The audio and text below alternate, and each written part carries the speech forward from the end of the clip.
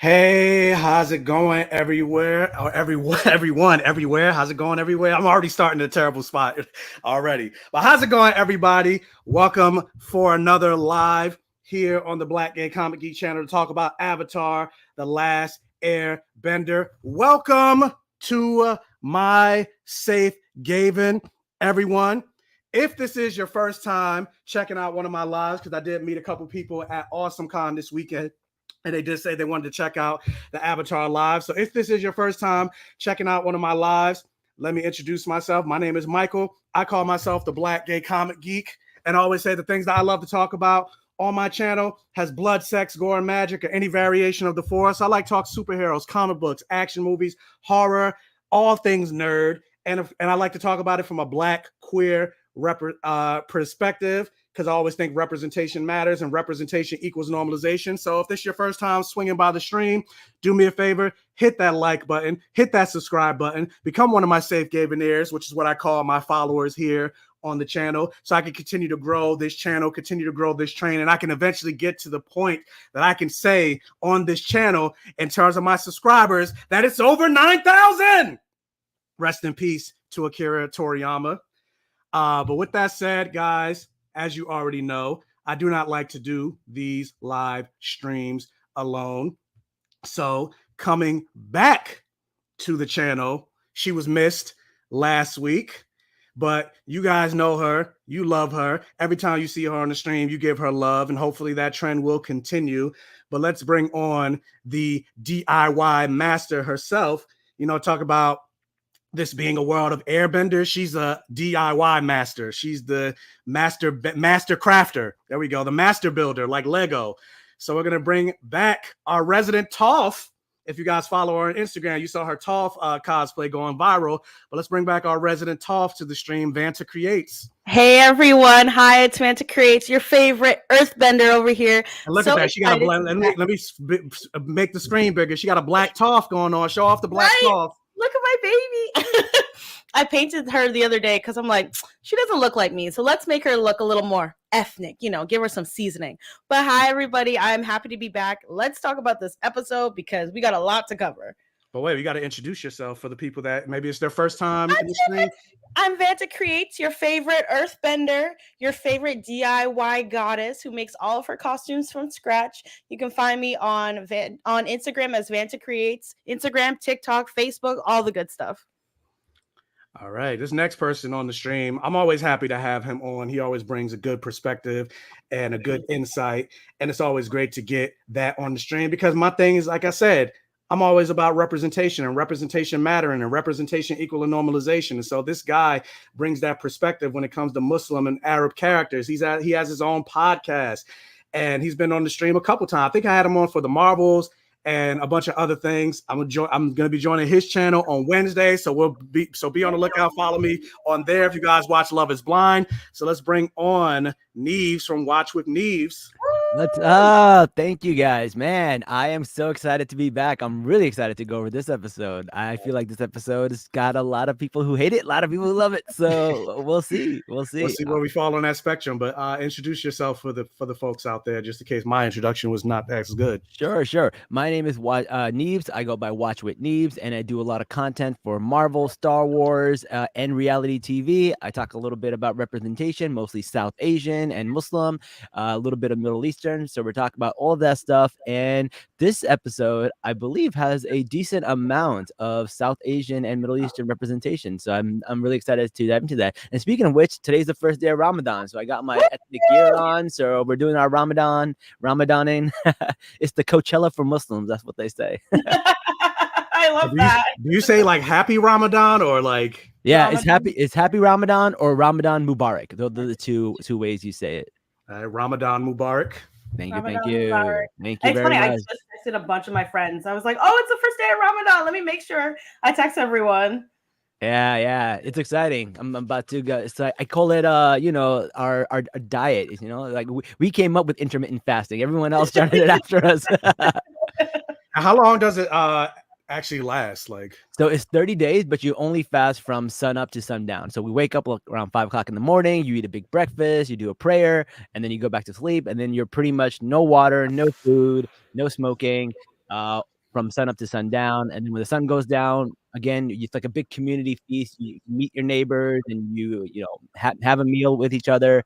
It's a really cool experience, and you spend a lot of time with family. So, and a lot of time volunteering. So I'll be volunteering at a soup kitchen and at the suicide hotline for this the rest of this month. Hey, Oh wow, that's that's awesome. good. Well, That's incredible. thanks for doing that. Volunteering like the suicide hotline. And I remember you did make a video saying like you did with some like LGBTQ suicide hotline. We get a lot of LGBTQ people on the hotline, a lot of trans people, and a lot of them are from like religions that are very strict, and they have to struggle with that. So I really like the fact that we can be there for the most vulnerable people in our cultures, in our religion, or just in general. So I appreciate that. Incredible, That is important. So especially with that perspective of being Muslim yourself and potentially talking to other Muslim people, like you can connect and talk to them in a way that hopefully saves their lives. And I'm pretty sure you definitely have saved lives. So yeah, there's two kinds of calls. There's the the passive calls, and there's the imminent calls, and I've had my share of both, and they're crazy. Wow. Yeah, that's crazy, but yeah, we don't want to harp on that because I'm pretty sure that's like a mental. Oh yeah, that gets. Actually, let me ask you this really quickly. What do you do to like when you have a stressful call or anything like that to like wind yourself down to get out of that crazy mental crazy? Because I feel like that could probably help other people just in general, like if they're on a like a high, maybe something happened at work and they're trying to bring themselves down or anything like that. Any tips? The good thing is, like, we always go in pairs, so there's always two of us there. So if someone has a call and they need help, there's always someone that could kind of help them out. Like one person calls the cop while the other person keeps them on the line. And then when you need to decompress, you kind of just like take a break and have the other person take up some of the calls for a while, and that helps quite a bit too. And they have like things like stress balls and candy and all this stuff for you to kind of just like decompress a little bit. But they'll tell you after you have like a call, don't take another call for like another 10 minutes. Just like, try to decompress. Yeah. Wow. Because there's nothing more important than, your own mental health. Because, we can't help anybody if we can't help ourselves. If we can't help ourselves. And so, that's the most important thing. But like I said, I'm glad, thanks for doing that. And we appreciate you. And I appreciate you. Superhero. Appreciate you being on the stream. Yes. Not all superheroes wear capes. They wear what's your Ramadan, like what's your outfit called for Ramadan? It's called a thobe. Thobe. Not all superheroes wear capes, they wear thobes. Appreciate it. And so with that said, talking about saving lives, let's talk about the Avatar saving and bringing balance to the world. So guys, we are here. Sorry, I'm like looking down, make sure to tweet to make sure people know to join the stream. But yeah, we are talking episodes 3 and 4 of Avatar: The Last Airbender live action. Episode 3 is called Omashu, and episode 4 is called, I just lost it, and I literally just put it in the description box below. It's called, hold up, let me look at it. Episode 4 is titled Into the Dark. There we go.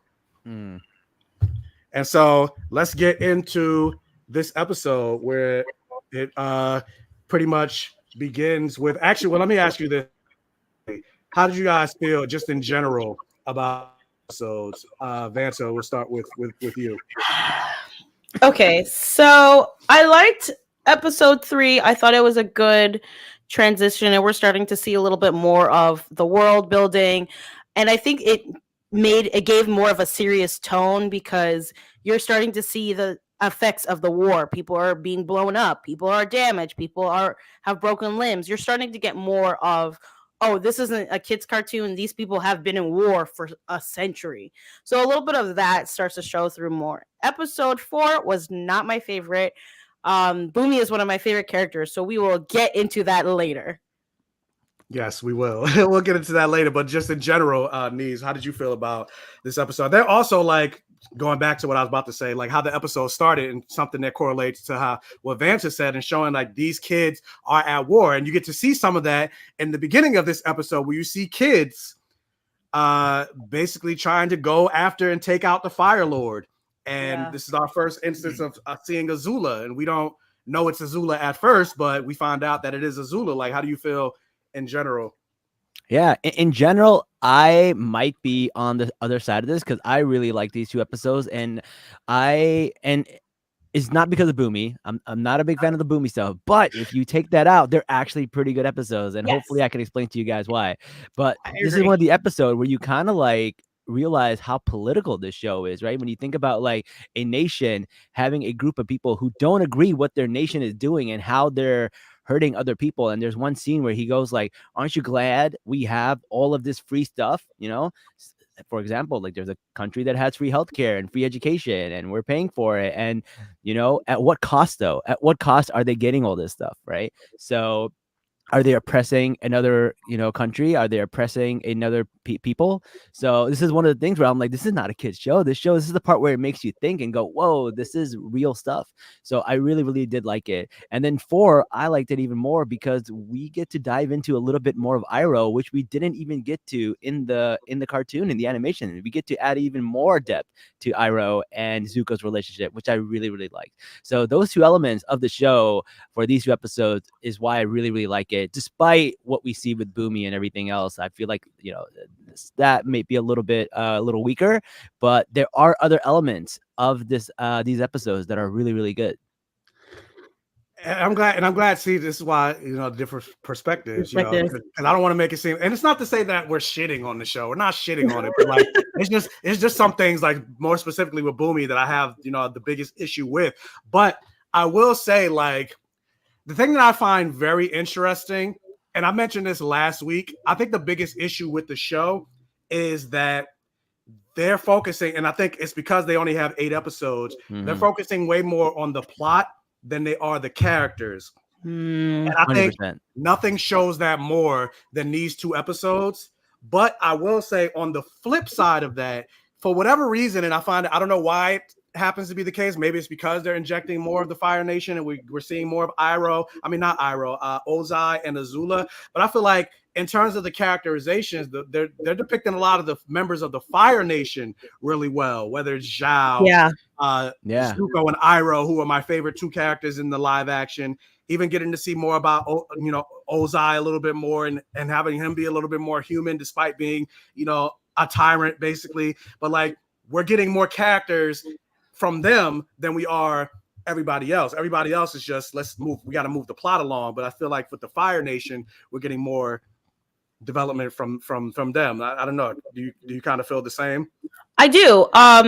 It's interesting because when Azula appears on screen and she's kind of like hidden, I'm like, that's definitely, because watching the episode, we the audience knows that the actress is Azula. So to me, it was kind of lost on me why she was acting as a spy, because if she's the daughter of the Fire Lord, wouldn't everybody know what the Fire Lord looks like and his children? I mean, they are currently ruling the nation. So it was a little lost to me. I thought that was kind of a plot hole. But then you see her reaction to the letter about Zuko finding the Avatar, and then you see her shooting the letter, and I'm like, okay, I see her character progression, and I feel like she's a slow burn. Like, she's not as psychotic as she is in the series, but I feel like they're easing her into it to show that she is really crazy, because the actress herself has moments of her face where, you know, she's tense. You can tell she is acting, and I think that they're showing the Fire Nation really well. That when you have Iroh and Zuko, their relationship is definitely more paralleled and more parallel to the animation, and I love seeing their relationship because it's one of the strongest relationships within the show. And I think Iroh is truly like the redeeming factor of Zuko, and the reason why Zuko turns out the way he does. I mean, I think that kind of makes sense of like, why wouldn't they know that's Azula? But also at the same time, I kind of forgave it in the sense of like, with the costuming, are they even Fire Nation? Because they didn't look Fire Nation. They almost kind of had like earthy tones. Right. They did look very much like Earthbenders. Yeah. So like, I feel like that was like an earthbending colony that's living in the Fire Nation and living in the kingdom. So maybe they don't really, I don't know. It didn't really bother me. And then plus, like, you still saw her face, but she was like in it's almost like the Clark Kent Superman. Yeah, right. Where, you know, all he does is put on some glasses. Nobody knows who he is. He's a completely different person. But yeah, so he had on a different outfit. So it's like, oh, like, yeah, I don't know. Like, this it's not the princess. I don't know. But I see you nodding, Neves. Do you have any like? I thing to mean, add to that? yeah. I mean, the thing is, like, what I really like about Avatar is, like, especially when you think of like Legend of Korra stuff, they slowly show you how technology advances. So there's Yes. like no TV, there's like no television here. So usually, like, people don't know what these people look like other than That's fair. paintings, right? That's fair. Paintings are probably the only way you really know what a king or a queen looks like, and how accurate are those sometimes, right? So when you meet somebody in person, you're like, oh, they look different. In fact, there's a lot of people who, even in real life, they say you see a picture of them, and then you see them in person, and you're like, oh, I didn't expect you would look that way. You're a lot shorter than I thought. You're a lot taller than I thought. So I'm Fair, gonna give fair. that a pass. I'm gonna give that a Yeah, pass. all I got to do is shave my beard, and people are like, Yeah, "Who are you?" you're a different person. Yeah, who are you? Yeah, you're a different person. You give it. I've seen girls that like decide to get bangs, and I'm like, who are you? I've never seen you before in my life. That is true. Like, no, bangs That's do hilarious. like it gives you the mystique effect. Like you're a different, Yeah. you're definitely a whole new person. Not the mystique effect. Have you ever seen Zoe Deschanel without bangs? She does Yeah. not look like her. It's so Yeah. crazy. It's funny because there's like 5 actresses who look like her, but they aren't her, and they're all like different. They're her variants. I'm convinced. Yeah. Yeah, very crazy. But with that, and also going to show that this is not your kids' Nickelodeon Avatar. We also get to see more of that in kind of like a reminiscent to what we saw in episode 1. Hey, with Fire Lord Ozai burning all the people, like showing like just the, and this kind of also goes back to what Kiyoshi was saying in episode 2, where she was like, your mere presence in the world is going to cause more trouble because people on both sides are going to fight harder because you're here. And just the reason the Avatar, or the notion that the Avatar is back, is going to bring a level of hope to people. And we kind of saw that with them trying to go take out the Fire Lord, and him saying like, you may have won this, you're about to, I know you're about to kill us, we're not getting out of this fight, but at the end of the day, the Avatar is back. You won the battle, but you didn't win the war. Yeah, you didn't win the war. Yeah. And just the fact that he was even saying that, it kind of enraged Ozai. Like, he killed them before. It's like, before they even had the ability to finish the sentence. Yeah. And so I was like, dang, that was brutal. Especially seeing my man, what's his name, Osric, be burned. I don't know if you guys are Supernatural fans, but he was on Supernatural. He played one of the prophets on Supernatural, so it was good to see him. But I was like, damn, you burned my man Osric. But seeing like, this is kind of like the seed where you see the seeds being planted of the conflict between Zuko and Azula, where Zuko found the Avatar. Incredible. So I did like that, because she did seem like kind of unhinged, and I do like seeing, her be basically unhinged. Wait a minute. We get some Supernatural slander in the chat. She rolled her eyes. Whoa. We're not gonna slander Supernatural. Don't get blocked. But yeah, so I do like seeing, and then also like that she's a kid ultimately at the end of the day, because like I mentioned before, if you told me in the animated version of Avatar: The Last Airbender, Azula, she was in her 20s because of the way she was drawn, I would believe you.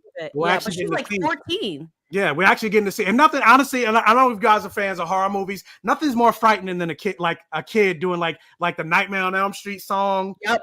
Or like the Shining with the twins. Come play with us. Absolutely not. Come play with us. Like, kick those little bitches. Like, no, absolutely not. There's nothing more menacing than like a scary kid, pretty much. A scary child. Yeah. And so I like that. But speaking of children, we get to see the opposite of that with a non-scary child, where we get to jump to Appa and Team Avatar. They're heading to the Northern Water Tribe to go, do their mission in terms of like the vision that Kiyoshi sent them. But Aang thinks he sees an Airbender, which ends up leading us to the great city of Omashu. And one thing I will say about the show, like the production design is incredible. Like, obviously you can still tell it's green screen because like whatever, but it still looks great. Still looks incredible. Yeah, it still looks incredible. Like, it looks like the animated series brought to life.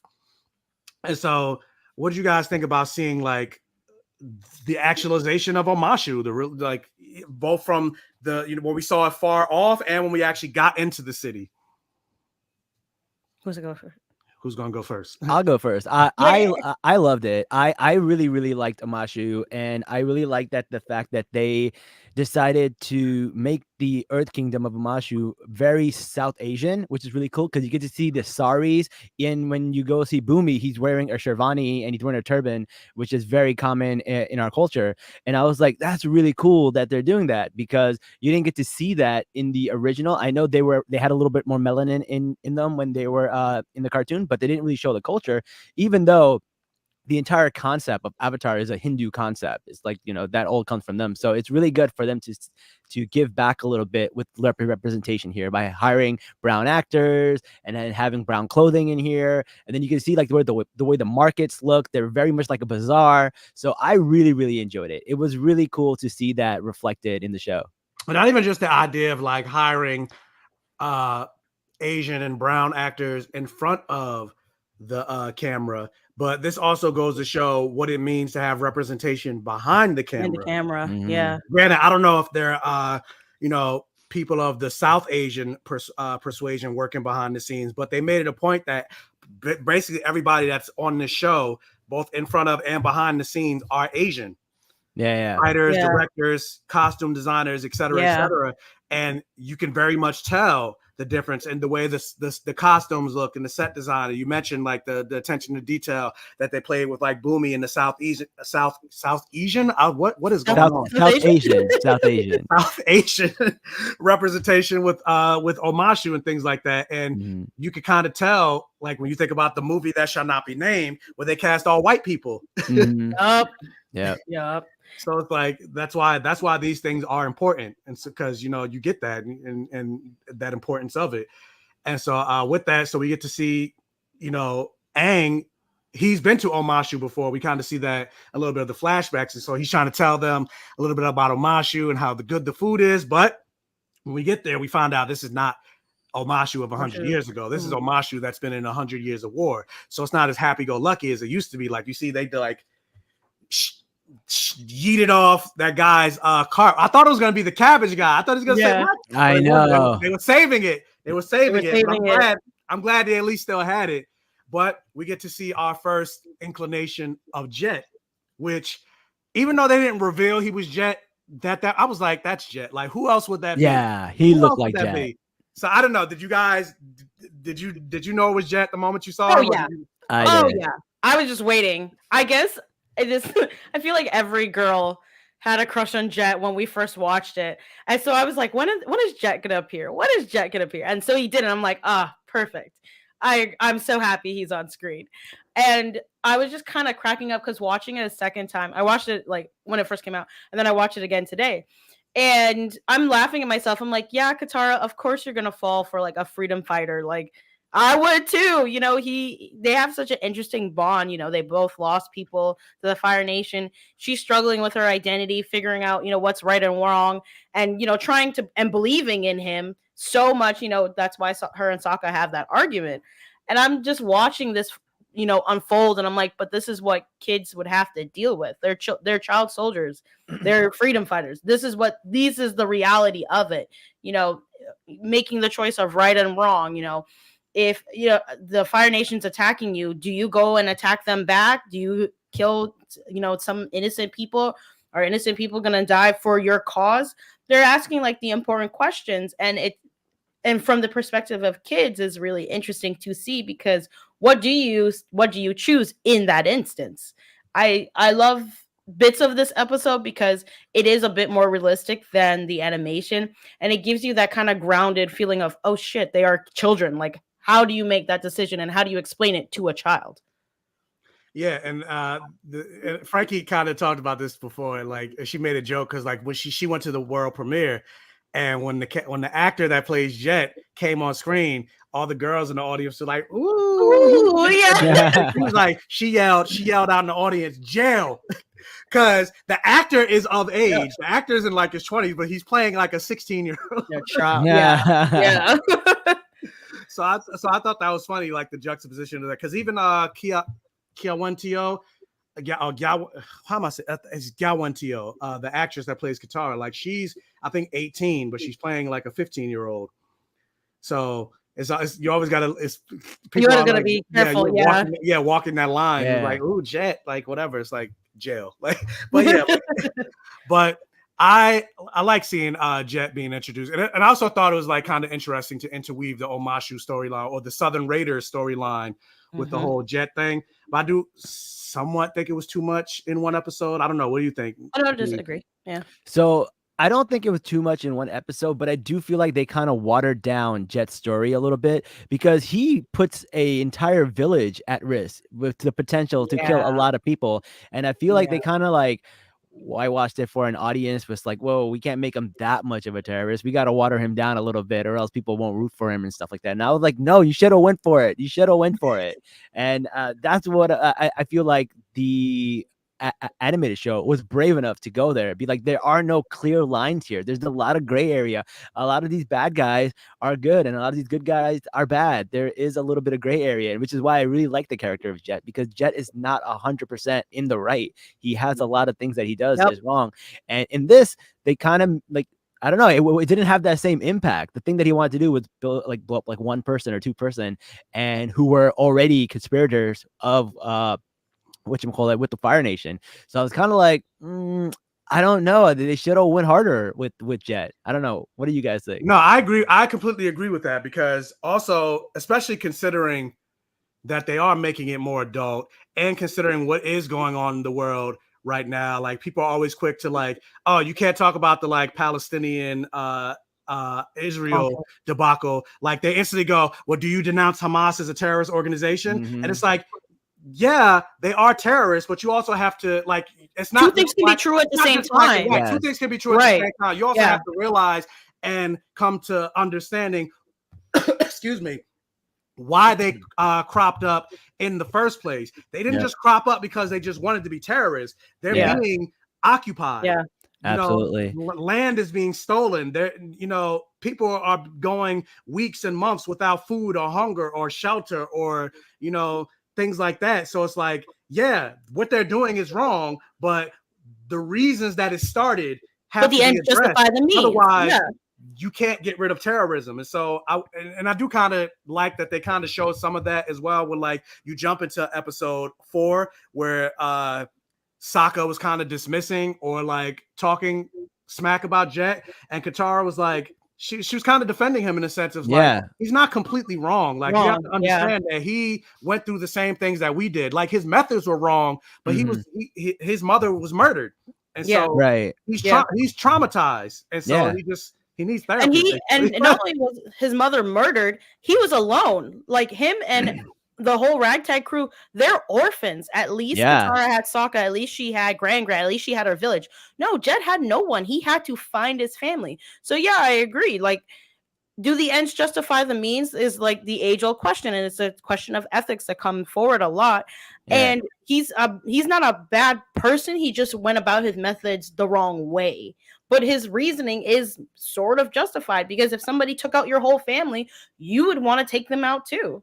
Yeah, I think one of the things that oppressors usually do, whether it's the nation or it's like the police, they try to make sure that the person isn't the perfect victim. And if you're a victim, it doesn't matter if you're perfect. It doesn't matter if you had drugs in your body. It doesn't matter if they did something. You're still a victim. You're still a victim, right? And like, just because they're not a perfect victim, you're going to find Palestinians who are racist. You're going to find Palestinians who are doing bad things. But like, just because it's not a society of like perfect people, there's going to be people, you're going to find some people doing problematic things in almost every culture, in every nation. But to use that to paint them as a non-perfect victim is all propaganda. And I think that's very interesting and how it refers to here. And like this show with another show where it talks a lot about Fire Nation propaganda, which I find really, really interesting. And yeah, and even me as a queer creator, when I talk about the Palestinian plight, people will say, oh, well, guess what? You as a gay person, if you were over in Palestine, they would throw you off a roof. So why are you defending them? And I'm like, well, just because there are people that are homophobic, that doesn't justify what's happening. And hey, guess what? There are queer Palestinians as well. Exactly. Absolutely. Like we side against the oppressor because we know what it feels like to be oppressed. I'm always going to side with people who are being oppressed because I'm Black. Like I know what that feels like, regardless if I'm gay, straight, or anything in between. And I think it's so crazy when people make that statement like, oh, well, they don't like Black people. That's not the point. I don't care if they like Black people or not. Genocide is wrong. It's just wrong. Yeah. And we see a lot of that narrative play out in this episode in particular with regards to like, the explosion that happened where we thought at first it was the Fire Nation. We found out it wasn't the Fire Nation and, all of that stuff. But with that said, like we see that when that explosion happened, because we get this, what's his name? Teo. There we go. Teo. We find out that, Aang is a little disappointed because he thought he found, somebody else that was his people. He's not the last Airbender after all. But then he finds out it was actually Teo, and he gets he doesn't get caught up in the explosion, but he like a lot of smoke inhalation. His father's there, Sai, and we get to meet some of them. We didn't actually meet them until like episode 12 of later. It was like way into season later. 1. Yeah. So they're bringing it in a little early, but also just again that narrative of like people do things during war that they're not happy just to survive, and so we kind of learn a little bit of that with Sai and him working with the Fire Nation, and because they basically threatened him, and he tried to do that to keep his kid alive, especially after like his mother already died during like I think he said during like a civil war or something like that. And so I enjoy seeing all those different narratives play into the story. And then also, and this is kind of jumping forward a little bit, why I kind of have a problem with their depiction of Bumi, in the sense of like they made Bumi very bitter in this show. And I get that they're taking a more serious tone with this series, so it would make sense because Bumi and Aang were basically the same age. When Aang essentially got to escape the war, Bumi had to basically grow up, and he had to fight. I'm pretty sure he's seen people die. I'm pretty sure he's seen his loved ones die and things like that. But as he said with Aang, you got to sleep through it all, even though it's more complicated than that. But way like, more complicated. Yeah. If you're going to tell that narrative of him being a little bitter towards Aang, the end game that they did with like him doing the test, which came from the animated series, it now doesn't make sense. The test that he's doing, with regards to the bitterness that because it doesn't play. But I'll get more into that when we get more into episode 4. But like, it's like I get the narrative that you're trying to tell, but like, at least make it make sense to the story.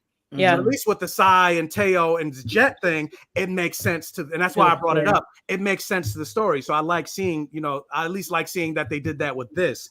So I don't know. Do you guys feel like, in terms of like the Bumi, it not making sense? Go ahead. I was gonna say I totally agree, and I think they actually screwed it up in the first episode, because when you think about it, Aang really just leaves to clear his head. He doesn't leave to like skirt his responsibilities, which happens in the show. So everything Bumi's saying doesn't even make sense. It's because it's like, bro just went to take a walk. He didn't leave. Yeah. So basically. like, I don't understand why he's so mad and saying you left us, and like, bro was trapped in ice, man. Especially after Aang explained to him what happened. He was like, "Oh, you were trapped in ice, yada yada yada." Yeah. So you got to sleep through it all while I had to. It's like, but he didn't do it on purpose. Like he didn't run away. Do we want to talk about Bumi now? Because I feel like we're getting there. I mean, we might as well. We might as well. We'll talk about episodes 3 and 4, so we might as well. We might as well, man. Listen, like I said, Bumi was my favorite character, and I rewatched that episode maybe like 2 or 3 times when I was doing my rewatch, because Bumi is the first adult to tell Aang the business. He's like, listen, you are going up against Ozai. You need to think outside the box. You are a kid. You've been away for a long time. This is what's really going on. You have to think differently. But he wasn't bitter. He was just, this is my friend. I'm going to help you. And I felt like as a kid seeing that episode, I'm like, wow, this is, he's being a guide to Aang. He's not just, yelling at him, hey, little kid, you escaped and you shouldn't have left us. Now in the live action, Bumi's a jerk. And I don't know why. I understand why. Yes, he has been through war. He's had to protect his people. He's the king, and he's had to deal with so much. And, as someone said in the comments, hurt people hurt people. I understand his motivations, but as you guys said, it doesn't really make sense anymore, because if he was supposed to go through these tests to learn, you have to think outside the box, things are a little bit different as they seem, then why are you so bitter about it? And how are you teaching him a lesson and being bitter at the same time? It just doesn't make sense. I will say, Neebs, you did bring up a great point. His costume design and the whole costume design of Amashu was incredible. I am so happy to see more Southeast Asian designs because I feel like it's not represented that much in our media. Their costuming is absolutely gorgeous. The clothing is so beautiful, vibrant, and we need more of it. I've spoken to the costume designer and I've seen like her stills and how she's designed things, and I'm so happy to see. You talk to the costume designer. You famous. We trying. But no, I was just so grateful to see this because when I watched the episodes as a kid, and through my watch throughs, I'm like, well, they're brown. It makes sense for them to be brown. So I was happy to finally see them as portrayed as being brown people. But Yeah. no, Boomy made me so angry. I turned the first watch through, I turned the TV off. I was like, I don't want to watch this episode.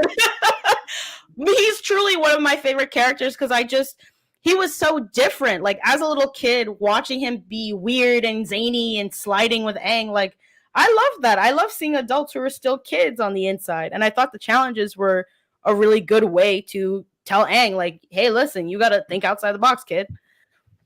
And not only just that, but the thing that, and this is why I said, I feel like nothing more exemplified that they're giving you more plot than characters than in these 2 episodes. Like, and we'll also get into the whole secret tunnel thing. I think it was a mistake to have it be Sokka and Katara and not. Yeah, I don't know Aang, why they did that. Not Katara and Aang, but we'll get into that as well. But like, I feel like if you're having like the whole point of Boomy doing those tests was, like you said, for Aang to think outside the box because there was 100 years of war, and he's trying to tell him, like, especially with you being still a kid and you haven't learned the 4 elements or the 3 elements yet. And everything like that. You have to think like a mad genius because that was like his nickname for Boomy. Like, you're a mad genius. And so, like, it made sense for him to do those tests. And then his number one question was what is my name? And I think a lot of that is because in terms of like the characters, which also furthered the plot in the sense of like, and I think it would have made a lot of sense with this storyline as well, with this live action, because what has Aang been dealing with this entire time through these last couple episodes? He's alone. He's the only one left. Everybody that he knows and loves is dead. He's the last airbender. Everything like that, like 100 years of war. He still remembers like it was yesterday, all of the airbenders coming to the Great Comet Festival. He probably just visited Boomy last week in his mind, and now he's 100+ years old. And now you get to this episode, and I'm pretty sure in the animated series, Boomy didn't know that Aang was the Avatar, because the moment he found out he was the Avatar, he was slated to leave. So all he knows is Aang is an airbender, and now all the airbenders are wiped out. So in his mind, I'm pretty sure he mourned his best friend, mourned Aang. And now he's seeing Aang, and he's like, oh my God, like, how are you still alive? And so all those tests it's multifaceted. It's to teach him a lesson, and just in general, because we saw from the flashbacks, he just wants to have fun with his friend again. This is like the first time he's seen his friend in 100 years. And he's, like I said, he's probably mourned this person. So for him to be all bitter and everything like that, like, it doesn't make sense and it doesn't translate, especially when you get to, him learning that Aang was in ice and trapped and everything like that. And like you said, you mourn your friend, so why are you mad they're alive? Like, you would think they would be happy. Yeah, so that's the thing that annoyed. Like, you would think, considering we saw the flashback of like them being friends, and then we get to 100 years, and you're like, oh, you're alive. Well, I hate you. It's like, why? Why? Especially, he's the Avatar. You're like, oh wow, like. And then when you get to the end of the episode, you're like, "Oh, Aang, you brought hope to the world. It's time Omashu joined the war again." I didn't get any of that. Nope. From the like, where did that even come from? Where did that even come from? That came out of nowhere. It feels like you did it because the show did it, and now you feel like you still got to do the same things for the show. But like, again, it feels like they put plot over the character. So that's my biggest issue with the character of Boomy. Like, so. Yeah, and I get, he is over 100 years old. He's 112 to be exact. And so I just don't like that they made him so bitter. Or if they were going to make him bitter, at least make it make sense for the story. With the overall plot of the story. The test that they put him with just didn't make sense if they were going to make him as bitter and not be his friend. Like, I wish they had, the same moment. It's like, what is my name? Yeah. It's like, no, it's like he instantly knew Boomy, and he was happy. He tried to go in for a hug, but Boomy looked at him like don't hug me, and then the guard stopped. It's like, nah. When he went to go hug Boomy hugged him back. He was about to cry. He was like, "It's good to see you, Aang." Like, you were dead. Like, I'm getting upset again. Do you know how I feel? No, it's true, because there's so much potential there. Because they had a great actor, they had great costume, but they just chose really weird decisions. Yeah. And like, nothing against I think in terms of like he was Boomy. He was pretty good. He was Boomy. He was the bitterness. He was Boomy. He was definitely Boomy. But yeah, it's just the bitterness I had the biggest issue with. But going back to episode 3, where we got to see, again, some character moments. This is a time where they didn't develop the plot; they developed the character, which also is going to further the plot later on. We get to see that Sokka's a genius, pretty much. Where you see this team engineer. Yeah, genius engineer. Are you an engineer? Is that why you're doing that? Yeah. Yay! Shout out to the scientists over here. Yes, sir. Electrical engineer. That's my degree right there. I got Galactus over here, so I guess Planet Eater. I had to put his head on and everything. Does that count as being an engineer? I think it does. It does. All right, I'll take that. You heard that here, folks. BlackGayComicGeek, the engineer. But you kind of see like the father-son kind of bond between Sai and Sokka, like getting that relationship that he kind of missed from his own father. His father's off at war, and Sai is encouraging him in a way that his father kind of didn't, where he's like, my father doesn't really care about this engineering stuff. It's really all just about, war and fighting and, protecting your village. Protecting your village. But I'm glad Sai is like, there's plenty of warriors. There are other ways that you can protect your village. Like being an engineer is more important. Like, we don't have that many engineers in this world. And so, and that's a good character moment for Sokka. Because we got to see like later on, like Sokka in the cartoon, he develops the war balloon, he creates the submarine and things like that, and it shows his ingenuity, and we get to see some of that beginning here. Like so I like that. More character moments, and I like that they show that because although he's a non-bender, he's still brilliant. Yeah. And I'm glad that they show like the different perspectives. He's skilled at what he does. Yes, Aang and Katara are benders and they're great at what they do, but Sokka is just as important as a team member. Yeah. I don't know, what was this comment that I saw? Oh, I can get being caught up for the guards by Boomy, but Aang coming at him with a self-righteous tone, so I can see why he would keep making those smart comebacks. But in the animated series, they captured Katara and Sokka, and so Aang was also making smart comebacks in that moment. But now the stakes are a little bit different, so it just fell short. Like, it didn't feel like there was a lot of like they were trying to do the same moments from the animated series, but they did it completely different from the animated series. So doing the same moments didn't make any sense. Because at that point he didn't know it was Boomy. Yep. And then this is the king capturing his friends, and he thought they were like, he was threatening their lives when he put them in the rock candy, and he was like, if you don't do what I say, they're gonna suffocate and they're gonna die. So you have no choice. And so Aang was a little angry, even though Boomy was having fun the whole time. Aang didn't know, and you could see. And so it doesn't make sense for it, or even like the whole "let us leave." He said that because Katara was like, "Let us leave." And he's like, let us, and it's also going to show like Boomy's crazy. Like he's crazy. He's a crazy old guy. Like he's the same guy. But like I said, it doesn't translate if you're gonna do the same moments, but don't do the same moments. Yeah. What was another comment that I saw? Hold up. Was Boomy senile at that point? It's never explicitly stated that if living long deteriorated Boomy's mind. Boomy kind of highlights the problems with immortality, the effects of old age, and PTSD.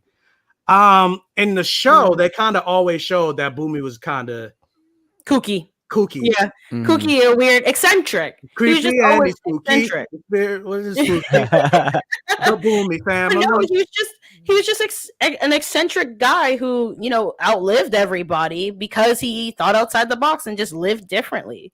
And I think that's a testament of, you know, you don't have to do everything the way everybody else does. You can be different. It's okay to be different. In the cartoon, he was never senile. He was just kooky. But in this, they kind of make it seem like they say, oh, the king got senile. He stopped fighting the war. Yeah. And, you know, he kind of got bitter and let the Fire Nation invade.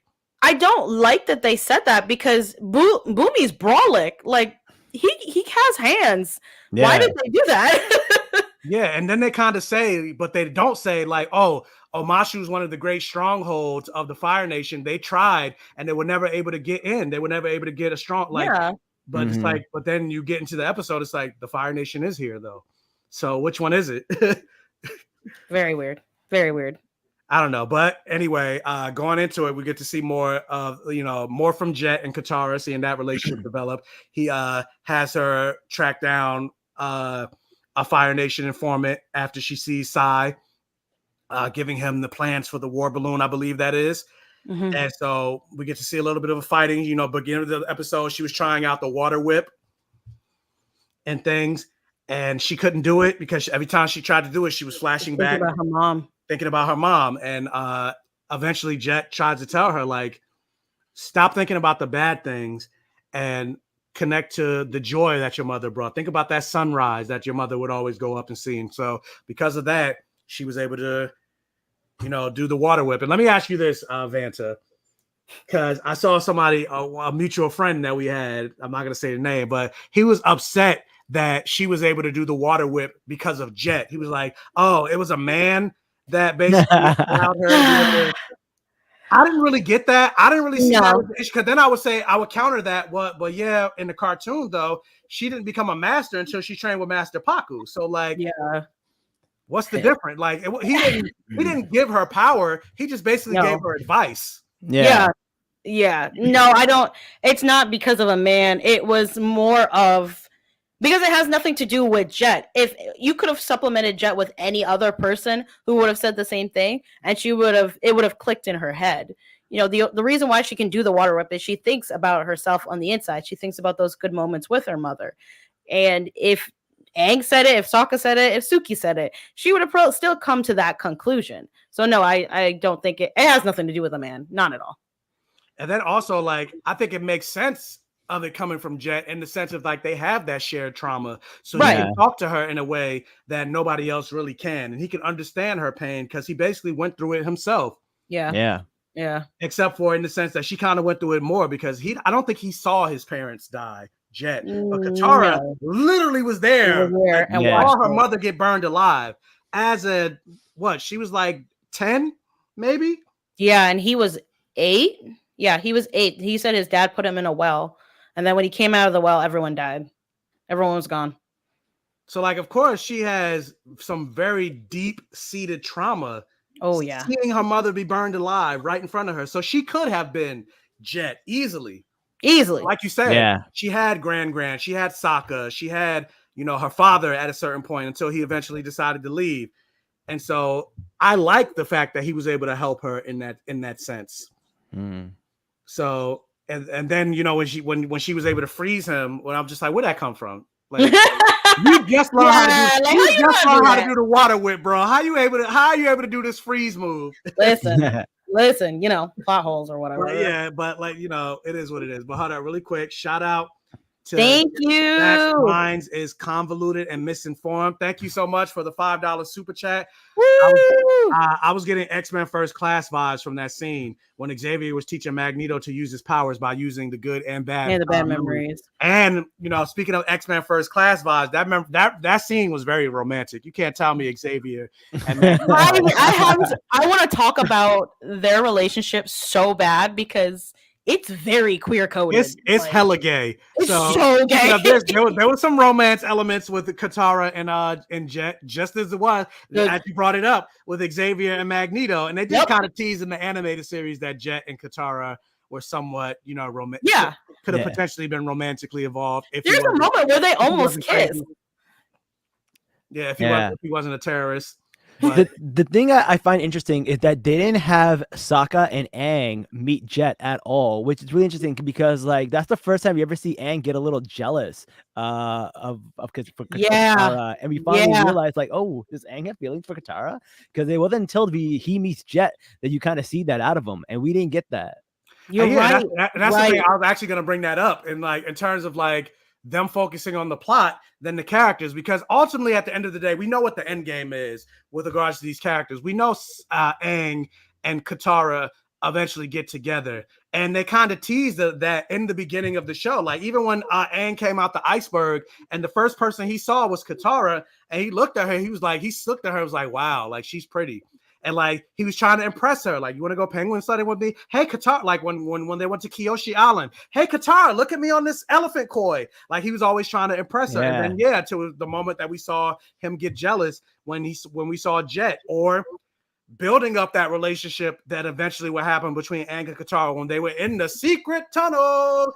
And I feel like they're not building the relationship at all. Their relationship isn't evident in the series. That's what I was gonna say. Like, we're not seeing that at all in this show. Like, we're not seeing Aang have feelings or be somewhat emotional towards Katara, or Katara.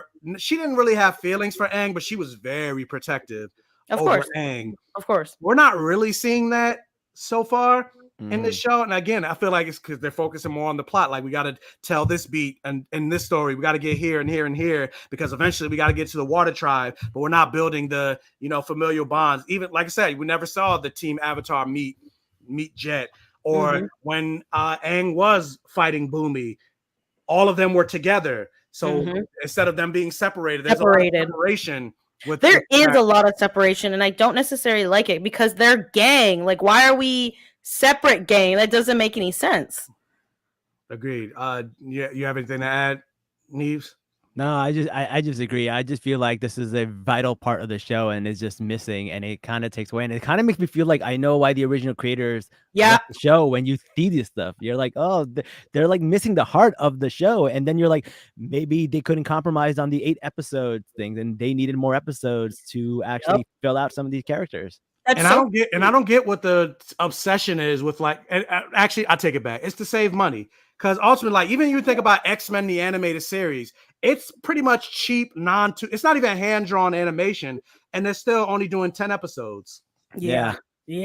It's so funny, Neves, because when you said that, I was just thinking, I'm like, maybe this is why the original creators left, because there's some key elements that make the series what it is, and it's missing from the live action. And I feel like maybe that's why they left. It's an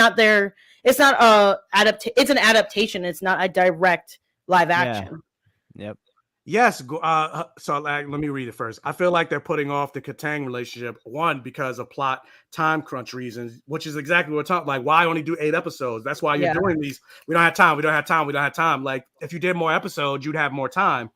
And then 2, because Gordon was like 11, 12 when they first started filming. Yeah, Gordon was young, but so was Aang in the cartoon. Yeah, they're both young. Also, Galwan Tio, who plays Katara, they're not that far. She's older, yes, kind of like Katara was older, but they're not that far apart in age.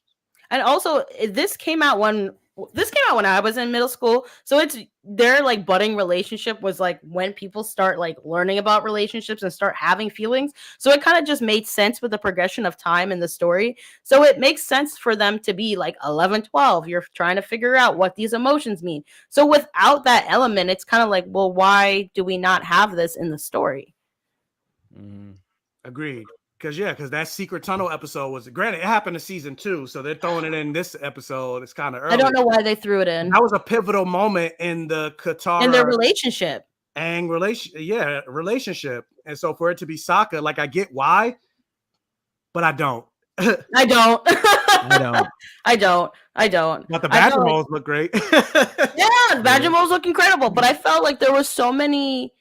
The good moments between Katara and Sokka are taken away, and then they're replaced with the good moments of Katara and Aang's relationship. And I don't know why they're switching them out. It just seems so strange to me.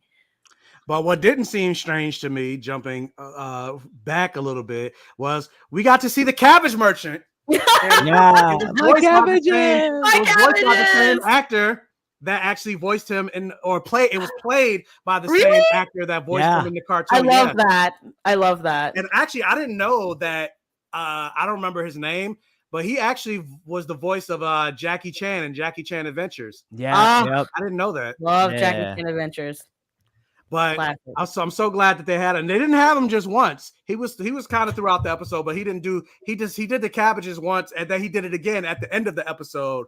Where we saw Boomy and them on the train, or not the train, but the mailing system, and they crashed into him again. Hopefully, we get to see him more and more throughout the season, especially since next season is the Earth arc. Mhm. And hopefully we actually get to see Aang freaking earthbend. They don't pull a this is the waterbending arc, and we don't see him waterbend at all. Nope. In this entire season, like the whole thing is about I need to get to the Northern Water Tribe to stop a tragedy. I can't fucking tragedy. Stop a tragedy, but like while I'm trying to stop that tragedy, maybe I should learn how to waterbend, bro. He learns. Yeah. Like Katara has the scroll. She actually said, you should probably start training with me. He's like, nah, I'm good. But again, that removes character moments where it's like you get to see Katara be a little bit jealous because Aang is the Avatar. So he gets the waterbending way quicker than her. And things they like had that. a fight and everything, but then they made up from the fight. I'm like, yeah, this was key character development. Why do we not have this? But yeah, really quick. Thank you again for another $10 super chat. We're not worthy. We're not worthy. Thank you. I'm not sure the OG creators left of their own accord. The thing about creators is they can go off the deep end sometimes. Sometimes you get a George Lucas. Sometimes you get a J.K. Rowling. I think from what I read that they left because they didn't like that they were going more serious in tone with regards to this Avatar: The Last Airbender series. I believe the people that were doing this show, like Netflix, maybe not Netflix themselves, but they wanted to have this be the Netflix Game of Thrones. Yeah. So they wanted to be way more. They wanted to be way more adult. And I don't think Brian Konietzko and Mike DiMartino, they were fans of that because it's not Game of Thrones. It's Avatar: The Last Airbender on Nickelodeon. Yeah. They didn't want it to be as dark and murderous, more or less. That's at least what I read. So I think that's where you had that some of that creative differences in terms of that. I don't know how true that is because there's some things that you hear. Yeah. I don't know. I'm kind of tired of everyone trying to be Game of Thrones. Like sometimes I think it's needed, and other times I think it's not necessary. And somebody just commented saying that sometimes the characters fell flat because they were so serious. Yeah. Like Aang jokes around a little bit, but he's not as goofy. He's still like he doesn't feel like a kid. He's just kind of brooding a lot of the time. And I understand, his whole people were wiped out, but like Aang still had his funny, goofy moments, and I want more of that from the character. Agreed. And I get like he's not going to be as animated because it's not an animated series. Right. But also at the same time, like, there was only like maybe 2 moments throughout the whole series where you got to see him be a kid. Like when he was playing with Katara in the water. Yeah. And then when he was trying to impress the village of Kyoshi, where we saw the moment in the end, that like the opening of the animated series when he was on the air scooter and he like crashed into the statue. Yep. Like other than that, his whole motivation was about I need to protect the world. I've been gone. I need to go to the Northern Water Tribe and actually take my responsibility serious. So that's also why it didn't make sense when you got to the Boomy episode where Boomy's like, all you want to do is play games. All you want to do is have fun. You don't want to be the Avatar. You think you could just shirk your responsibilities, and it's like, but he's not. But the whole time he's not shirking his responsibility. Like, literally, the only reason he's still in Omashu is because he said, "I'm the Avatar, and these people need me." Like, there's a bombing and everything like that. I can go to the Northern Water Tribe and still help these people. Like, he's not shirking his responsibilities. So you having those lines, like, it doesn't make sense. No, it doesn't make any sense. But I do feel like the fact that they're trying to make it like, I guess, Game of Thrones, whatever. That's why the only scenes that actually do hit are the ones with the Fire Nation, because that's the only place where it actually makes sense to be a little bit more serious. And like that's why I feel like we talked about the bad parts of this episode, but there are some good parts too. And like when you see Iroh and Aang having the conversation in jail, and then Aang is like talking shit about Zuko, and then you see like Iroh talk a little bit like, oh, he owes you that much, and then Iroh goes, no, I actually owe him. And then you hear the you hear the little ting. leaves on the vine. Yeah, you hear the little ting of it, and you're like, oh, it makes you feel really like, oh. And then we actually get to see Iroh get called out for being a war criminal. We never got to see that ever. We see the Finally. guard.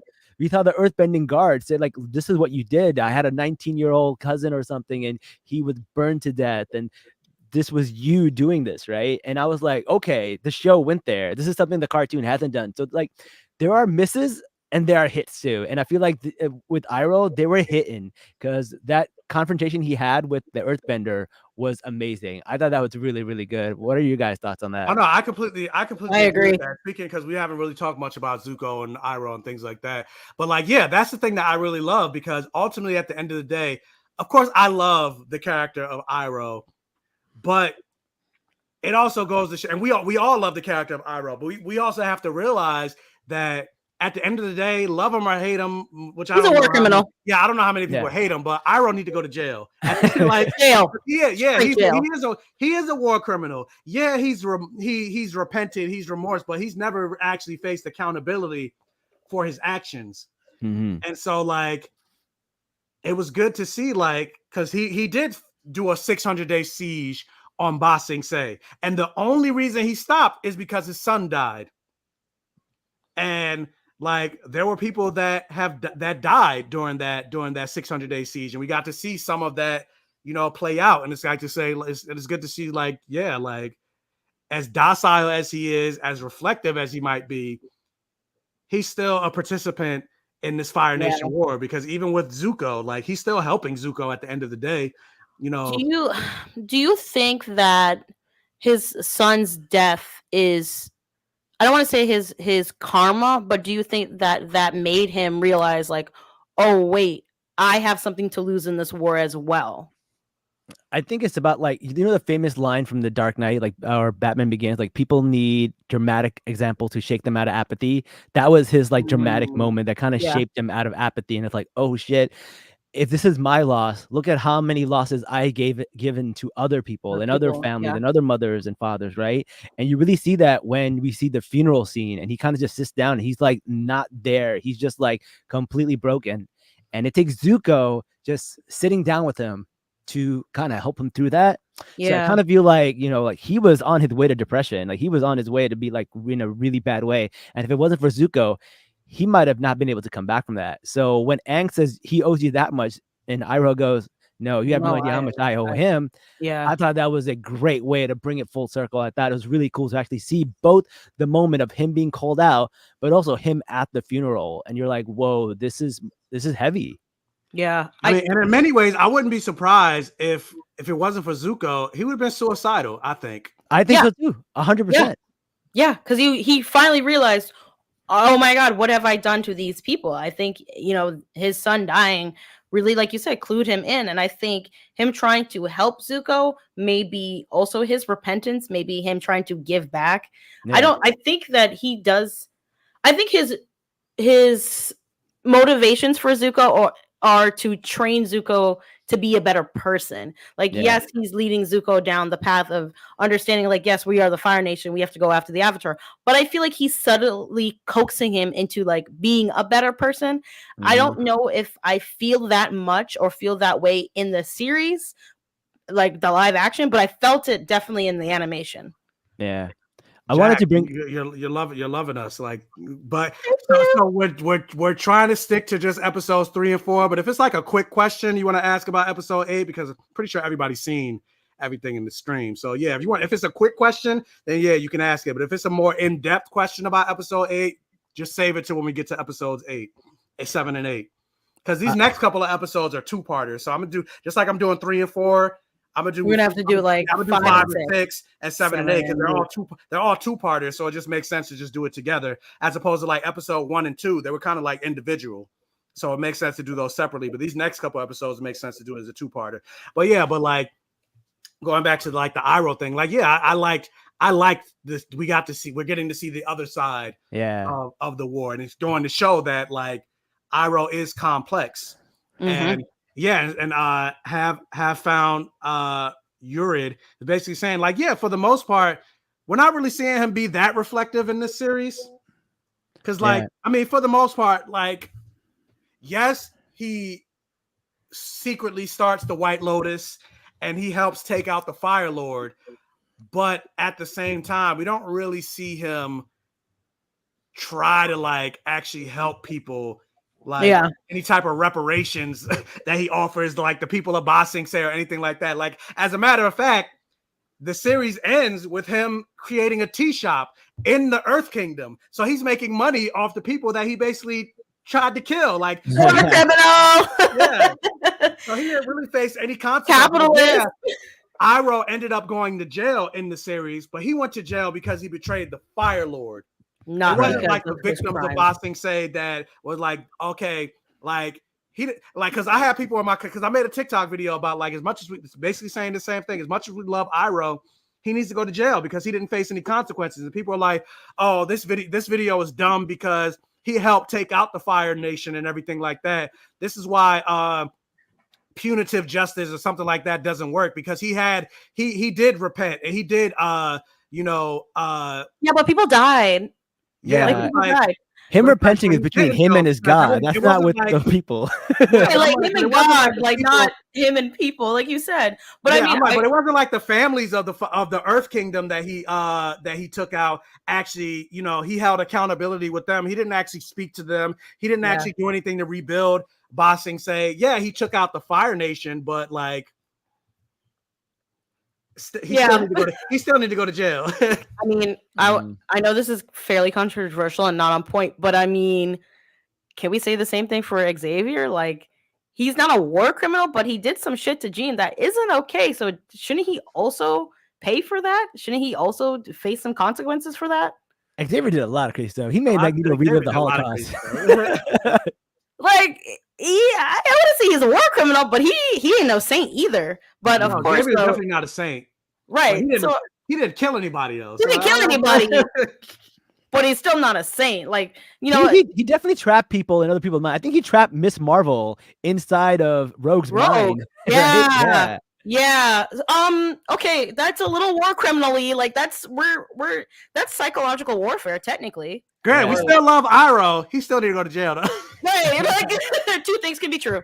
And I feel like these 2 episodes are 2 things can be true, And that's the thing. Like, no, jail can't actually hold Iroh, but if he's actually reflective and repentive of what he's done, then he would want to stay in jail. Like, obviously we saw when he was locked up, he broke out of that jail. Yeah. But it's not even just about like a physical jail, but he needs to face accountability. So let me say that he needs to face accountability for his actions. Yeah. It doesn't have to be actual jail, but he needs to face accountability, because people said the same thing to me about when I talked about Scarlet, when I was doing reviews for WandaVision, when I was like, when me and Ron, shout out to You Don't Read Comics, we're like, Wanda need to go to jail for what she did with Westview.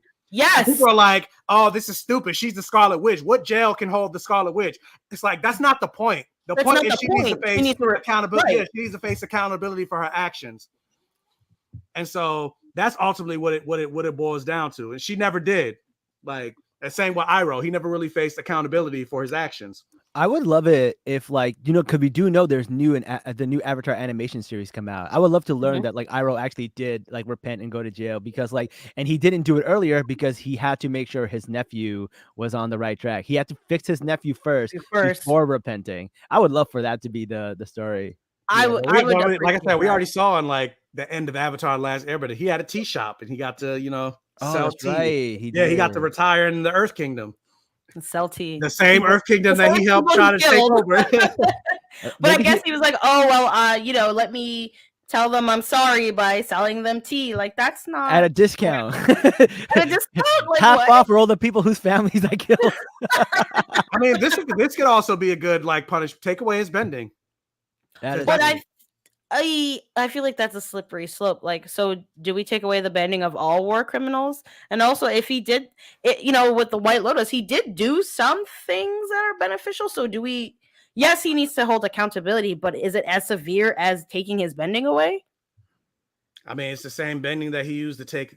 I don't know. It is a slippery slope, because he did help save lives in addition to the lives that he helped take.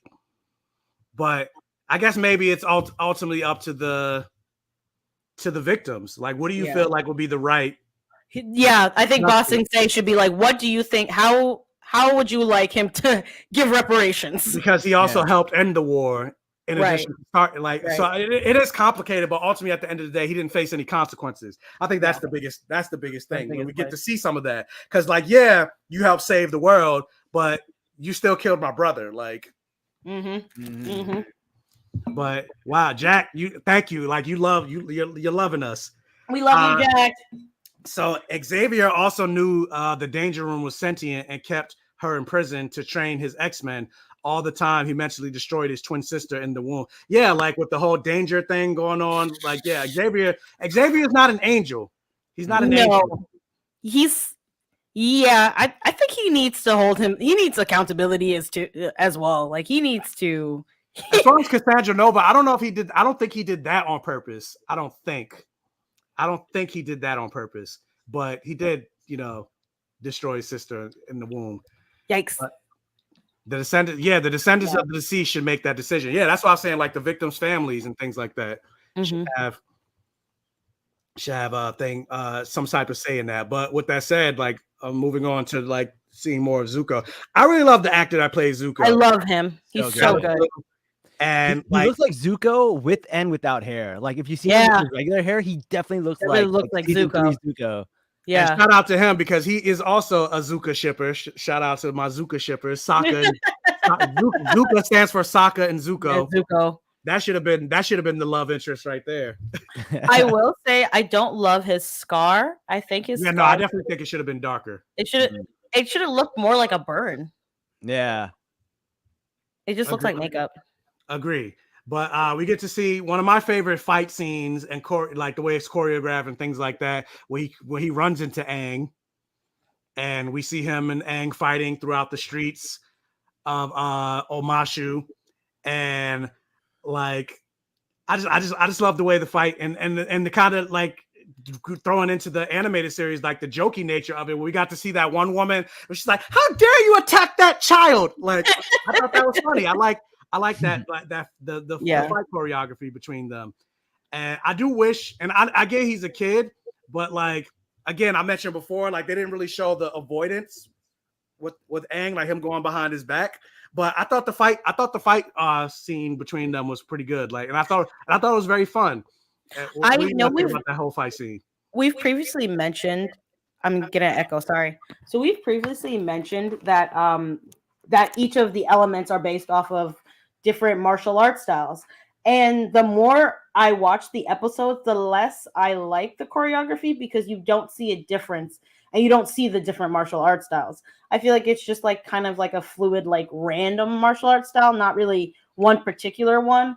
And I think that takes away from it, because knowing that, like, watching the series with that in your head, you're looking to see what the different styles are and how each of the nations are different. But now it's just like, oh, this is cool choreography. So yeah, the fight scenes are really cool, but I want more from them. Yeah, I can agree with that. Neves? I agree. I feel like the fight scenes are a lot of fun, but like I don't know, they happen quickly and we don't really get to like really like revel in them. Yeah. Yeah, especially with Aang being an airbending master, we don't really get to see a lot of it. He just does like blows away that smoke. Yeah, he just does a random whoosh, but we don't actually see the fighting through the airbending. Mm-hmm. So I would like to see more of that. But it was still a fun scene, and that's when we actually got the moment where he says to, like, "Why are you trying to go after me?" Yada yada yada. He reveals like he has the notebook, which sets off his temper. And again, I love that they're really doing, out of all the characters, I think Zuko is the one that getting the best. Oh yeah, sure. His temper flares off, and he tries to firebend to Aang, even though he was warned not to firebend. But because of that bratty nature, he ended up doing it because he has the notebook, and that's when we finally get the "my cabbages." Yeah. And so Iroh ends up getting locked up, Aang ends up getting locked up, and then we basically get into the second episode, or the episode 4, where we get to see like the conversation between Iroh and Aang, and you kind of see like the reverence that Iroh has for the Avatar. And it's like, even though he's a kid, he still treats him with respect. Like even when he first met him, like when he was first locked up, he kind of like bowed to him, like, oh my God, like it's the Avatar, like it's crazy. Like I'm a fan. I'm a fan. I respect you. And we get to see like the choice that Zuko makes, and it kind of shows like how honorable Zuko is. Even going back to this episode, or back to the episode 3, where Lieutenant G tries to connect to Zuko, and he notices that Zuko doesn't like Admiral Zhao, or he's General Zhao at this point, and he's like, oh yeah, I heard he failed his like test a couple times, and Zuko's like, I don't like this man, but you're still talking shit about a superior officer. Like we do stuff here in the Fire Nation. Like there's a hierarchy, and we have rules, and it kind of shows that Zuko's different. Yeah, he's not the same. Yeah, and I like that. We're getting teases of that. Again, this is moments where they're focusing more on the character than the plot. It feels like they're doing it a lot with Zuko, but they're not really doing a lot with the other characters. Yeah, so weird. It is weird, and so we get to see more of that when he has a choice to make: either go after the Avatar or go save his uncle. And what does he do? He goes to save his uncle. And so I like that. But the one thing I don't like on top of that is what I was saying. One of my biggest complaints about, and I'll ask you guys all of that, and like your response to that. One of the things I mentioned this before. The thing that I don't like about the way they're portraying Iroh is I don't feel the Dragon of the West from this version of Iroh. I feel like they're getting the more docile and reflective, and I want Jasmine tea, and I want to help my nephew side of General Iroh, but we're also not getting the side that at the end of the day, he will still fuck you up. He is still a badass. He is, again, the Dragon of the West. I'm not getting that in this version of General Iroh, and even further in this particular moment, because in the animated series, he freed himself from the Earthbenders. Mm-hmm. But in this show, Zuko saved him. Mm-hmm. Mm-hmm. And so, I don't know. I didn't like that. But what do you guys? I'm going to go grab some water. I can still hear you while you're talking.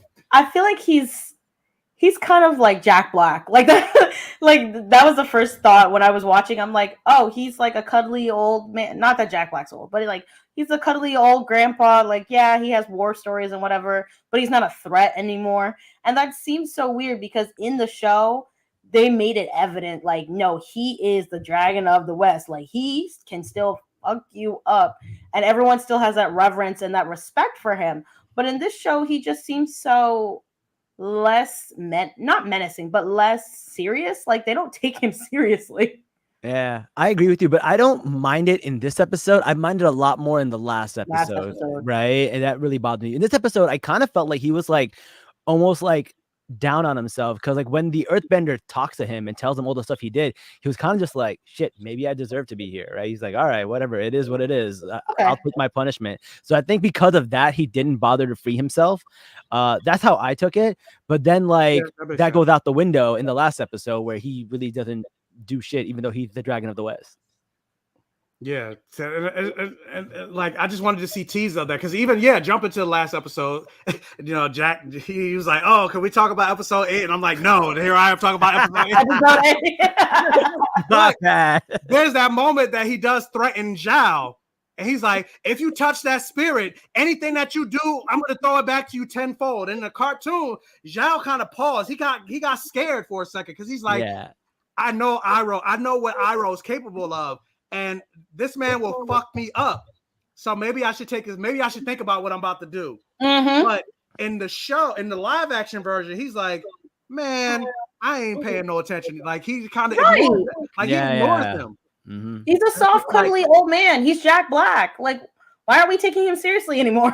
Yeah, it's like, no, this man is the Dragon of the West. Like Iroh should have had I don't like that. But anyway, so we see Zuko gets freed, and we jump to the whole thing with Aang and Boomy, where the first test is, do you want the kangaroo barbecue or whatever, or do you want like kelp? Like, what does he say? It hops in your mouth, or it kelps with your complexion. Yeah. And Aang ends up choosing the seaweed. And he's like, wait a minute, is this a test? And again, going to these tests not making sense. What do you think this first test was about? Because I don't get it. I thought he was just testing him to see because Aang was a vegetarian, so he wanted to know if he was a vegetarian or not. Yeah. I think he was like, I hear that there is an avatar, and the avatar is the last Airbender. If he is the last Airbender, he would have to be he's an Airbender, so he is a vegetarian. Well, he already knew that though. When he was like, Boomy, he was like, nice to see you, Aang. So I'm like, so you already knew it was Aang at that. Like, I don't know. Yeah, that is weird. I don't know why they did that. I don't know why they did that. Yeah. That was my only. That was what I was trying to go with. That was him getting that key from the waterfall, which made. And it was about you shouldn't just jump it because first he tried to just jump into it head on, but he kept failing. And that the purpose of that test was you always have to find another angle to get what you want. You can't just jump thing straight. Yeah, you can't just jump a thing straight on and be straightforward. You have to, be tactical and strategic and smart.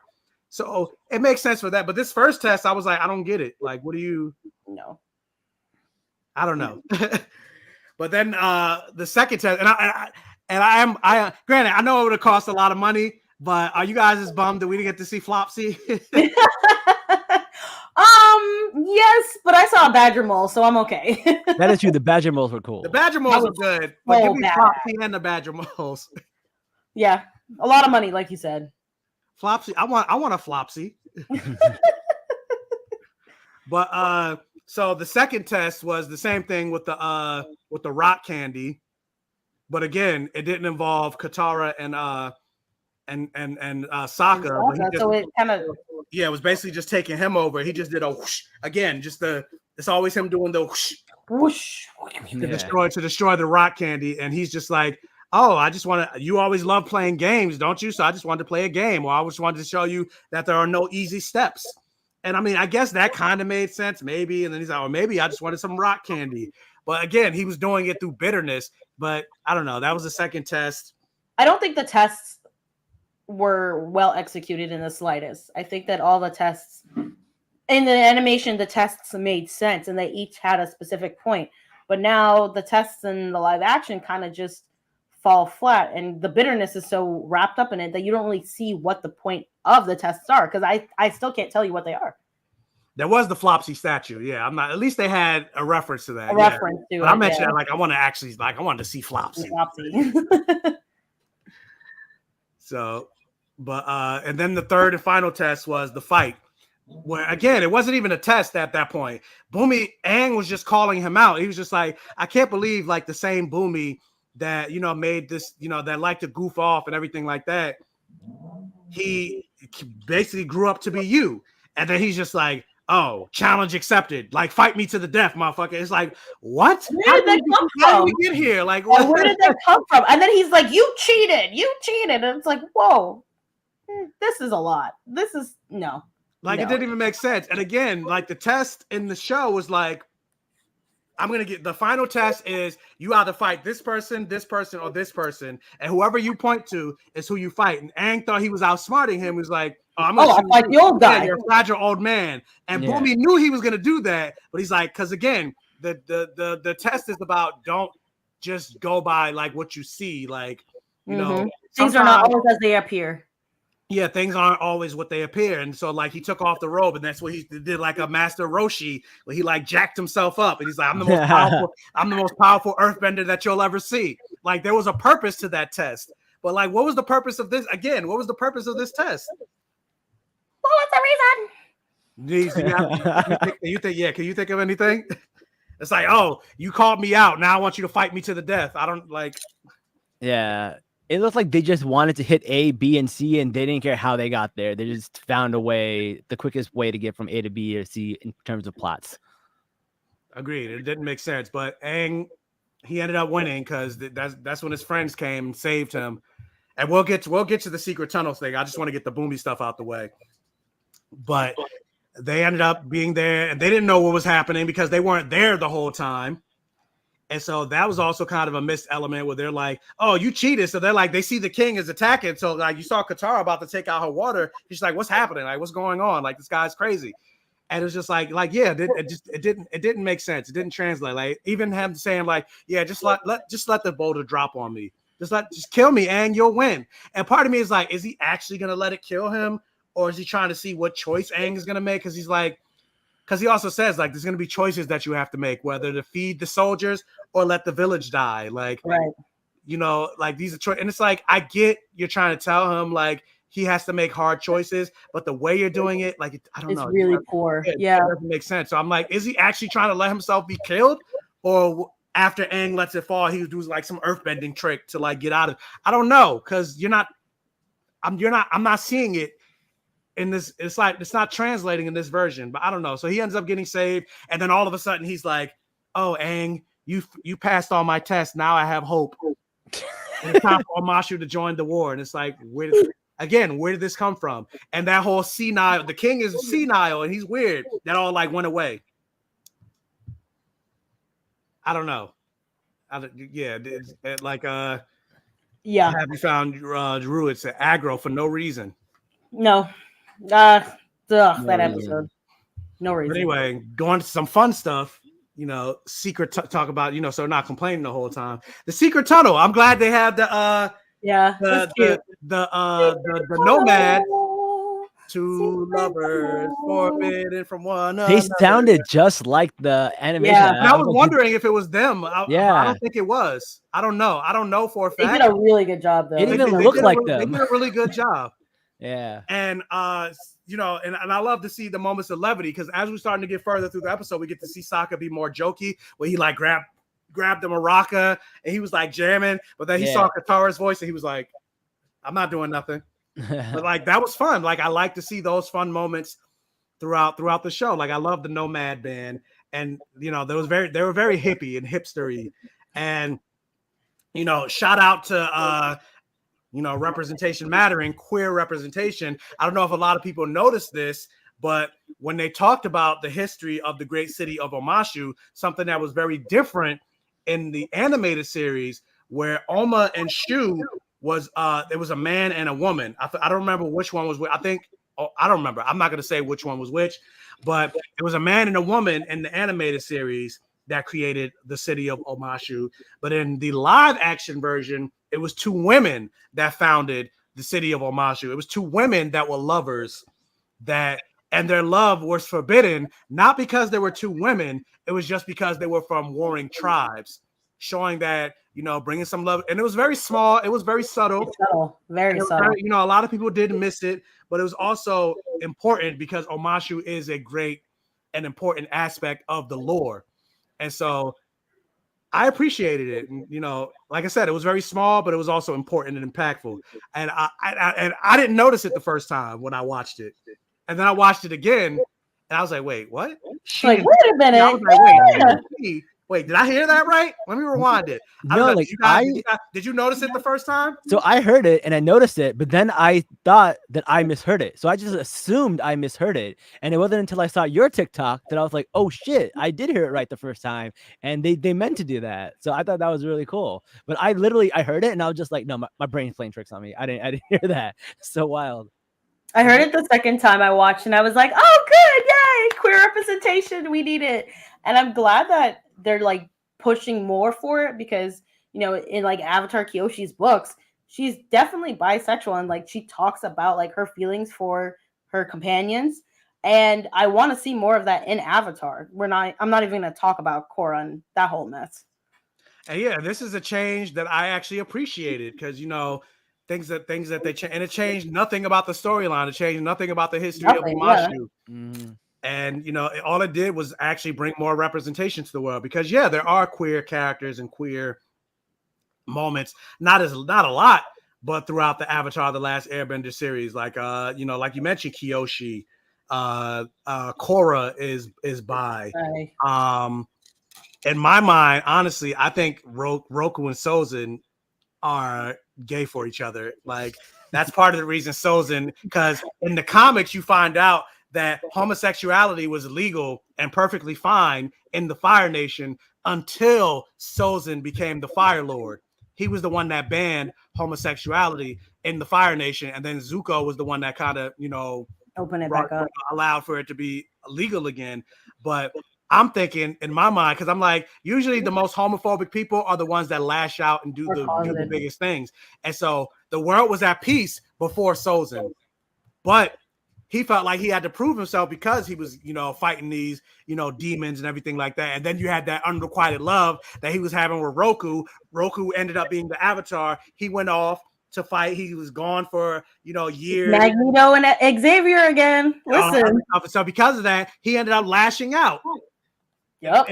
And then he banned homosexuality because he's fighting his demons. So in my mind, Sozin is gay, but that's just me. But in canon, yeah, there are queer, characters and queer Avatar, queer, things. Kaya, the daughter of Katara and Aang, she's a lesbian. But also, I'm just like, can we get some? Because it's Korra, it's Kyoshi, it's Kaya. Can we get some queer men? But queer representation, the city of Omashu, I liked it. And so then we get to see them going through the tunnel, secret tunnel, and they're going through, and they kind of changed the lore in the show, where in the show it was the lights that led them out. Yeah. But in this, it wasn't the lights; it was the badger moles. What did you guys think about that whole secret tunnel, the whole thing with Sokka and them arguing, then not arguing, and then it's really about love, the lovingly bond of sisters and or siblings. I don't know. Did you feel like it I don't know. Did you feel like it added anything, or did you think no? It wasn't needed. I really didn't care for it. I was like, this is dumb. Well, first of all, it happens in season 1 like so much later, and so I'm like, well, this was a very random spot to put the secret tunnel, and I don't feel. Well, I mean, the secret tunnel thing didn't even happen in season 1. It happened in season 2. It like end of season 2, right? Yeah. So I was just like, why? I felt like it was really displaced. I don't really care about seeing the relationship between. Not that I don't care, but I felt like it wasn't necessary. Like, they're siblings, they love each other, they've been through a lot. We didn't need this moment. It didn't add on their character or make them any more likable or dislikable. It was just kind of like a random moment, and I don't think it added to the story at all. No. Knees, were you agree? So for me, yeah, I totally agree, because I feel like again, just the same thing that I said before with like Aang and Katara and the jet thing. Like, there's little symbols where you're realizing Aang has feelings, and like we're not getting any of that, and we don't need to know about brother and sisterly love. Like, yeah, they obviously love each other, like they're brother and sister. Like, we don't need a secret tunnel to tell us that. Yeah, I agree. I think it was a mistake to not have it be Aang. And then also you got comedy with Sokka being trapped with the nomads. Yeah. So they didn't really have them go through the tunnel with them as well. So like it was a little bit of a missed opportunity, but we got to see the badger moles. And hold up really quick. Another super chat. Thank you guys so much. $20. Look at that. Thank you, Jessica. So that love tunnel went in the direction of Frozen, True Love's Kiss from a Sister versus Katara and Aang. I gotta go, but see y'all next week. Bye. Thank you. Thanks for joining. And I mean, yeah, it did go a little bit of the Frozen direction, minus the kiss part, but yeah, it definitely did do that. Like with the love of siblings is the one that got them out of the tunnel. But it's like, okay, we already know they love each other. Like you're not telling me anything new. Yeah. So like, yeah, I don't know. What was the point? Like, I don't even know what to say at that point. Like, you just separated Team Avatar, but like, for what? I guess to give them I don't know, a solo scene to get to see them together. But I don't know. But anyway, so they end up getting out of the tunnel.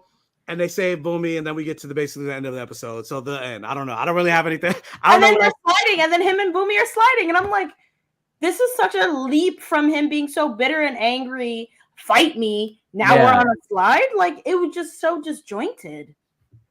Yeah, I agree. But there, like I said, there were some things that I enjoyed. Like, and it was mostly the things that I enjoyed came from Zuko and Iroh. That's really same. They carried.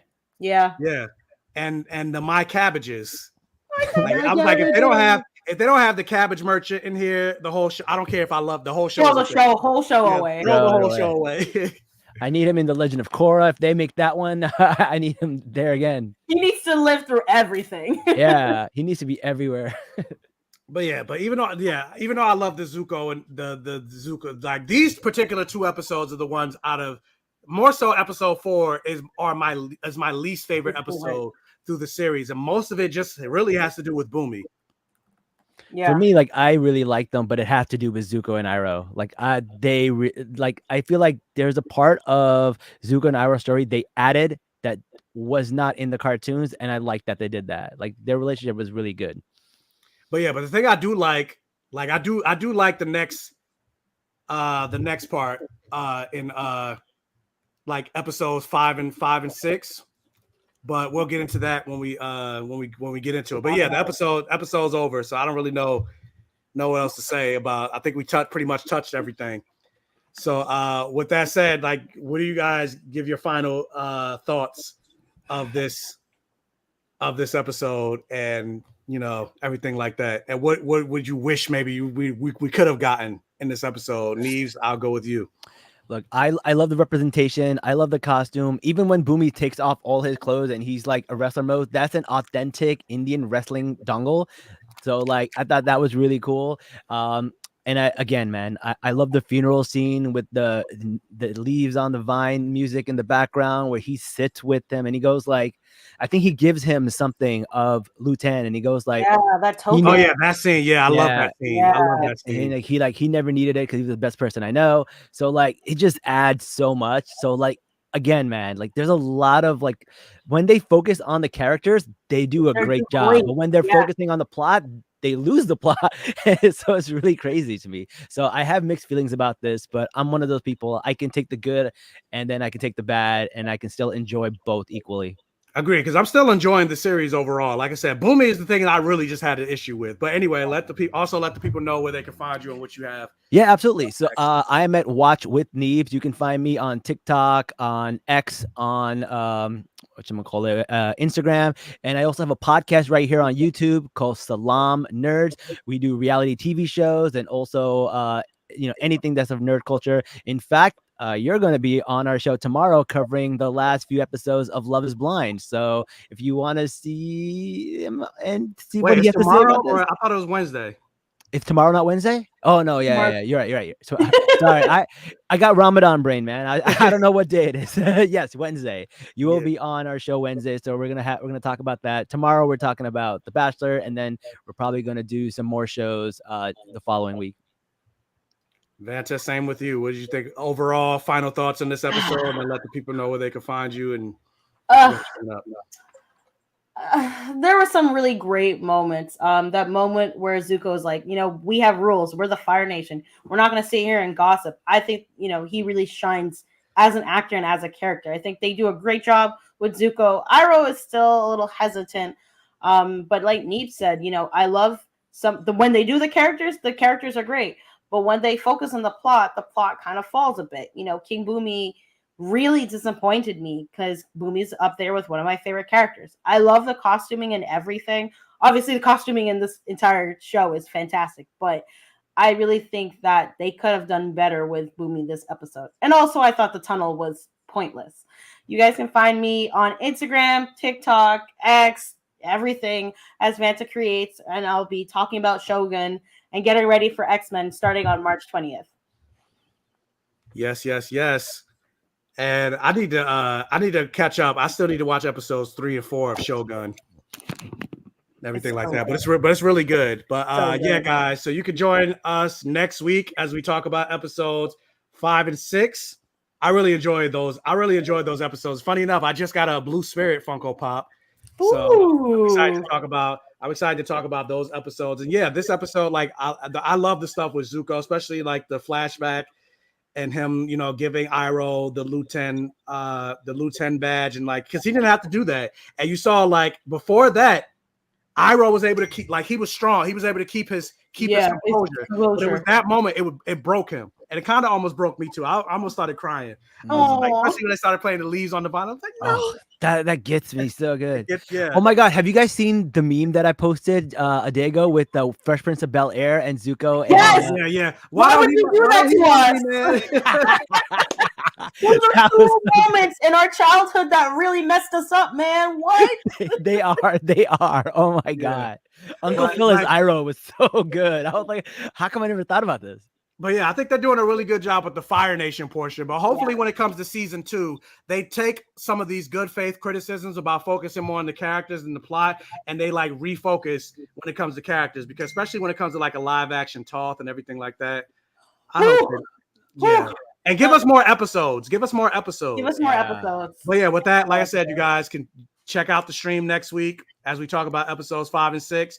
And yeah, I will be eventually Invincible comes out pretty soon. Young Royals season 3 just dropped on Netflix. That's some gay shit. So I did review season 1. I didn't review season 2 because I got lazy, but I will be talking about season 3. I really like Young Royals. So if you haven't watched Young Royals, it's on Netflix. Check that out.